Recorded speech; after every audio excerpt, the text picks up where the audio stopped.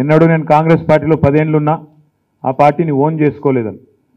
మీరు కాంగ్రెస్ పార్టీని ఓన్ చేసుకోకపోవడం కాదు, కాంగ్రెస్ పార్టీ ఈ దేశంలో ఎవరైనా ఓన్ చేసుకోలేదన్నాడు.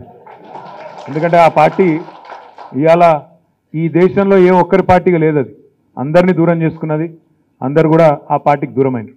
వాస్తవం ఏంటి అంటే ఈ రోజుకు కూడా మన పార్టీని తెలంగాణ పల్లెలకు పోతే, తెలంగాణ ఊళ్ళలకు పోతే తెలంగాణ పార్టీ అంటారు తప్ప టీఆర్ఎస్ అని బీఆర్ఎస్ అని పిలవరు.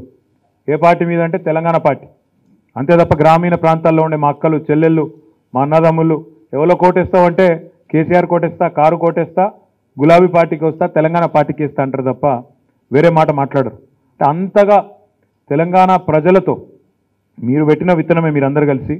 కానీ ఇవాళ ఏ స్థాయికి ఎదిగింది అంటే తెలంగాణలోని ప్రతి మనిషి కులం ఏదన్నా కావచ్చు, మతం ఏదన్నా కావచ్చు, ఇది నా పార్టీ, ఇది మా పార్టీ, ఇది మా ఇంటి పార్టీ అనే స్థాయికి ఇవాళ ప్రజలు ఓన్ చేసుకునే పార్టీ ఏదైనా తెలంగాణలో ఉంది అంటే అది కేవలం మన బీఆర్ఎస్ మాత్రమే, మన టీఆర్ఎస్ మాత్రమే అనే మాట ఈ సందర్భంగా నేను మీకు విజ్ఞప్తి చేస్తూ ఉన్నాను.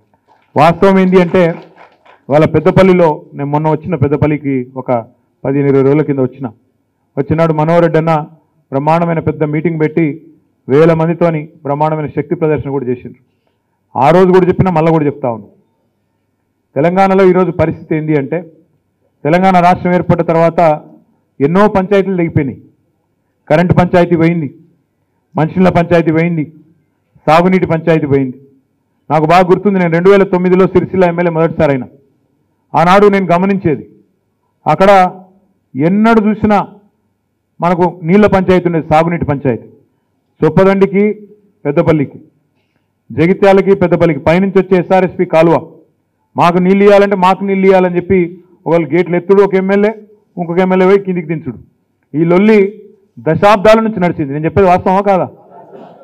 ఈరోజు ఉన్నదా పంచాయతీ? అది మీ లింకు కెనాల్ పూర్తయిన తర్వాత, ముఖ్యంగా కేసీఆర్ గారి నాయకత్వంలో కాళేశ్వరం ప్రాజెక్టు పూర్తయిన తర్వాత ఆ ఎస్ఆర్ఎస్పీకే పునరుజ్జీవం పోసే రివర్స్ పంపింగ్ ప్రాజెక్ట్ ఏదైతుందో అది పూర్తయిన తర్వాత ఏ పంచాయతీ లేకుండా ఇవాళ వరద కాలువ కూడా సజీవ జలధారగా మారిపోయిన తర్వాత కరీంనగర్, ఉమ్మడి కరీంనగర్ జిల్లా, నేటి పెద్దపల్లి జిల్లా, సిరిసిల్ల జిల్లా, జగిత్యాల జిల్లా, కరీంనగర్ జిల్లా, 4 జిల్లాలైన ఉమ్మడి కరీంనగర్ జిల్లా ఏదైతుందో ఇవాళ ఒక అద్భుతమైన బంగారు తునక మాదిరిగా ఒక్క ఇంచు కూడా జాగిడ్చి పెట్టకుండా ఇవాళ బ్రహ్మాండంగా ఏ మూలకు పోయినా ఇవాళ ఎక్కడ పోయినా పచ్చగా కనబడతా ఉన్నది కరీంనగర్ జిల్లా.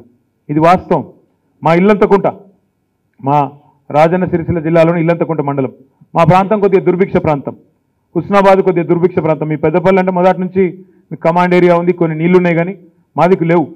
కానీ ఇవాళ అక్కడ పోతే కూడా మీ పెద్దపల్లి కంటే మంచిగా ఇవాళ పచ్చగా కనబడతా ఉన్నది. మీరు వచ్చేటప్పుడు మీకు కూడా కనబడచ్చు. పెద్దపల్లికి నుంచి కరీంనగర్ మీదకి వెళ్ళి రాంగా, మానకొండూరు మీదకి వెళ్ళి రాంగా, బెజ్జంకి, హుస్నాబాదు ఆ ప్రాంతంలో కూడా ఇలా ఎటు చూస్తే అటు కనుచూపు మేర పచ్చదనమే కనబడతా ఉన్నది.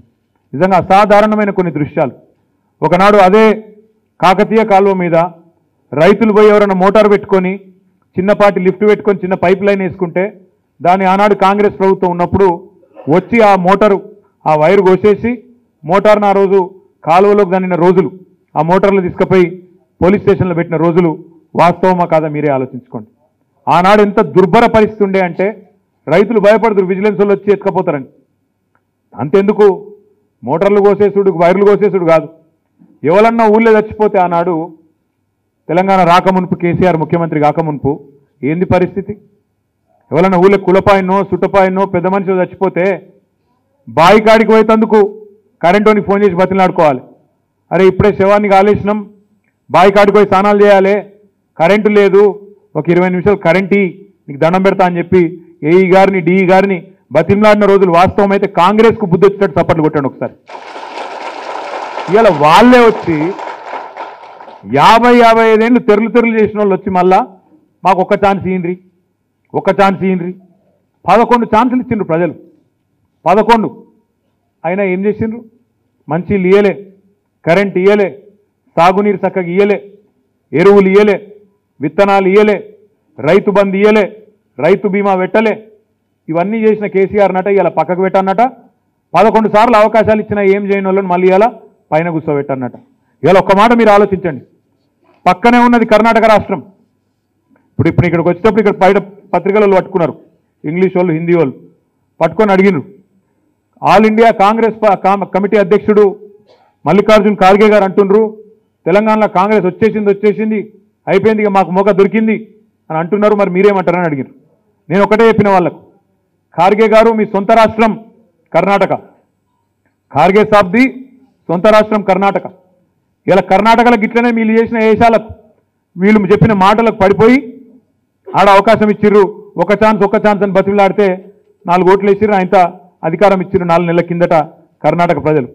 ఇవాళ కర్ణాటక ప్రజలు తప్పు చేసి పొరపాటున అది వాళ్ళకు అవకాశం ఇచ్చిన తర్వాత ఇలా వాళ్ళ చెంపలు వాళ్ళే వేసుకుంటాను. రైతులు ముఖ్యంగా మీరు చూస్తాను, నిన్న ఇవాళ టీవీలలో చూడొచ్చు మీరు, కరెంటు లేక ఎంత అవస్థ పడుతుందంటే ఇవాళ కర్ణాటకలో 5 గంటల కరెంట్ ఇచ్చేటందుకు రోజులు అక్కడి కాంగ్రెస్ ప్రభుత్వం కింద మీద పడి ఆపసోపాలు పడి అక్కడ ముఖ్యమంత్రి సిద్ధరామయ్య గారు, అక్కడ విద్యుత్ శాఖ మంత్రి గౌడ గారు వాళ్ళందరూ చెప్తున్నారు 5 గంటలు ఇస్తాం బై, అంతకంటే ఎక్కువ మాత్రం కాదు, 5 గంటలు ఇచ్చుడే కష్టం ఉన్నదని చెప్తున్నారు. రైతులకు వశపడక పంటలు ఎండిపోతుంటే, చెరువులు ఎండిపోతుంటే అందులోకెళ్ళి మొసళ్ళు బయటకు వస్తున్నాయట. మొసళ్ళు తెలుసు కదా, మగర్మచ్ బయటికి వస్తే కర్ణాటక రైతులకు కడుపు మండి ఏం చేసారు ఎవరికైనా, అవి ఆ మొసలి పట్టుకొని ట్రాక్టర్లో పెట్టుకొని సబ్స్టేషన్ కాడ తీసుకుపోయి సబ్స్టేషన్ ఇచ్చిపెట్టారు సావురాన్ని, ఏది విద్యుత్ శాఖ అధికారుల మీద. గిట్లున్నది కర్ణాటక. అంటే ఖార్గే గారి సొంత రాష్ట్రం, ఆల్ ఇండియా కాంగ్రెస్ కమిటీ అధ్యక్షుడు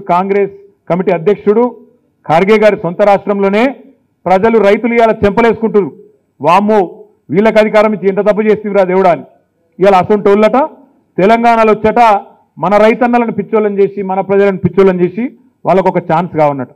మీరందరూ విన్నారు, రేవంత్ రెడ్డి గారు ప్రదేశ్ కాంగ్రెస్ కమిటీ అధ్యక్షుడు ఏమన్నాడు ఆయన, తెలంగాణలో ఉన్నది బీదా బిక్కి రైతులు, చిన్న సన్నకారు రైతులు, ఎవరు కూడా 90% మందికి 3 ఎకరాల కంటే ఎక్కువ లేదు, వీళ్ళకు 3 గంటల కంటే ఎక్కువ ఎందుకు కరెంటు, కేసీఆర్కు బుద్ధి లేదు, ఆయన 24 గంటల కరెంట్ ఇస్తాడు, ఉత్తగానే దండుగా పెడతాడు, పైసలన్నీ దండుగా ఇస్తాడు, 3 గంటల కరెంటు చాలు, గంటకొక మడి వారుతుందట, గంటకొక ఎకరం వారుతుందట.